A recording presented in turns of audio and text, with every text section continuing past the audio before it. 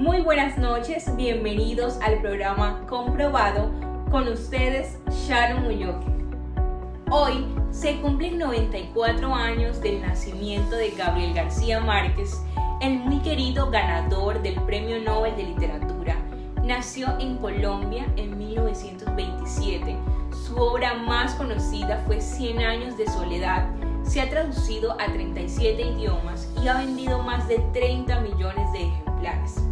A continuación, algunos datos muy interesantes sobre nuestro querido Gabriel García Márquez. Gabo. Gabriel García, una pregunta literaria. ¿Quién ha sido el escritor que más ha influido en su vida literaria? De veras, Gabriel García Márquez. Y no es simple, no es un desplante. La profesión de escritor es la más solitaria del mundo. Uno recibe ayuda de todos sus amigos cultos, de todos los libros que lee, de todos los autores que conoce, pero a la hora de la verdad, el único que lo ayuda a uno a escribir verdaderamente es uno mismo. Él creció en Aracataca, escuchando historias del servicio militar de su abuelo y cuentos fantásticos de su abuela. Estas narraciones formaron parte del tejido de su escritura. Aracataca le sirvió a Gabriel García como molde para el pueblo ficticio de Macondo en 100 años de soledad. Gabo fue el mayor de 12 hermanos y medio hermanos.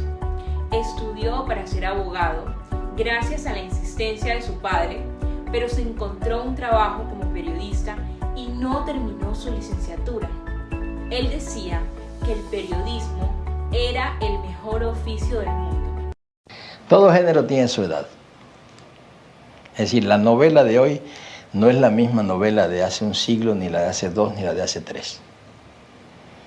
Lo mismo ocurre con el vallenato, lo mismo ocurre con el bolero, lo mismo ocurre en todo. Si nos podemos hacer historia del vallenato, su origen es estrictamente narrativo. Eran los juglares que iban de pueblo en pueblo cantando un acontecimiento.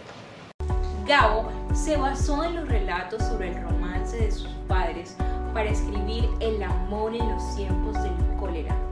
Él fue influenciado por escritores estadounidenses. Ernest Hemingway alimentó su técnica y William Faulkner alimentó su alma. Él introdujo a lectores de todo el mundo a la tradición del realismo mágico, donde lo real y lo fantástico se mezclan, y es considerado uno de los grandes de la literatura de la lengua española. Siempre hay flores amarillas en su casa y en su mesa de trabajo, porque él las considera de muy buena suerte.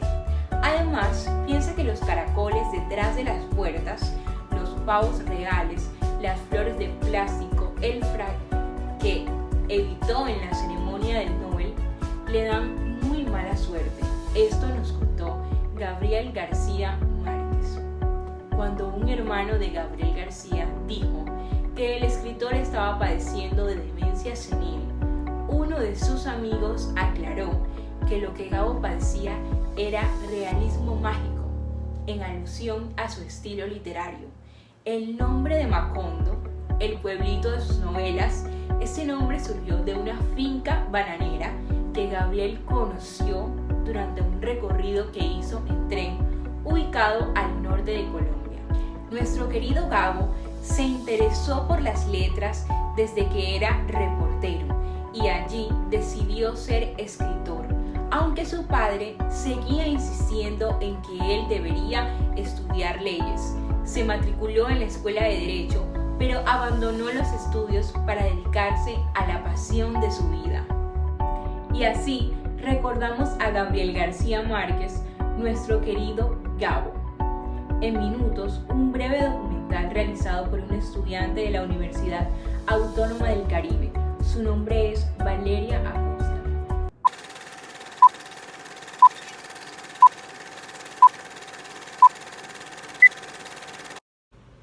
El gran Gabriel García Márquez era hijo de Gabriel Eligio García y Luisa Santiago Márquez y Guarani. nació en Aracataca, Magdalena, un departamento de Colombia, el domingo 6 de marzo de 1927, a eso más o menos de las 9 de la mañana.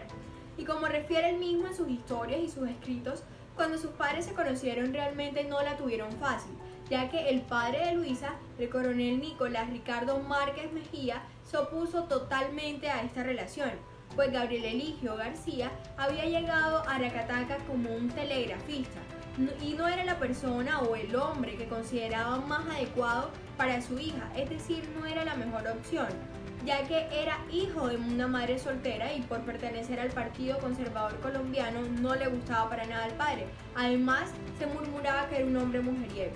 El padre hizo de todo para alejar a su hija de ese hombre, sin embargo, no se pudo. Mandó a Luisa fuera de la ciudad, pero Gabriel Eligio la cortejó con serenatas de violín, poemas de amor, innumerables cartas y frecuentes mensajes telegráficos. Finalmente la familia capituló y Luisa consiguió el permiso para casarse con Gabriel Eligio, lo cual sucedió el 11 de junio de 1927 en la ciudad de Santa Marta, Colombia. La historia y la tragicomedia de ese cortejo inspiraba más tarde a su hijo en la novela El amor de los tiempos de cólera. Poco después del nacimiento de Gabriel, su padre se convirtió en farmacéutico y en enero más o menos del año 1928 se mudó con su esposa Luisa a la ciudad de Barranquilla, dejando a Gabriel en Aracataca al cuidado de sus abuelos maternos, dado que vivió con ellos durante tantos años. Esos primeros años fueron ellos quien los crió. Recibió una fuerte influencia de parte de su abuelo, el coronel Nicolás Márquez, quien de joven no había tenido la mejor experiencia, había matado personas a duelo y además tuvo 3 hijos oficiales y otros 9 con distintas madres. El coronel era un liberal veterano de la Guerra de los 1000 días, muy respetado por sus compartidarios y conocido por su negativa a callar sobre la masacre de las bananeras, suceso en el que murieron cientos de personas a manos de las Fuerzas Armadas de Colombia durante una huelga de los trabajadores de las bananeras, hecho que García Márquez plasmaría en su obra. Su niñez está relatada en sus memorias para vivir y contarla.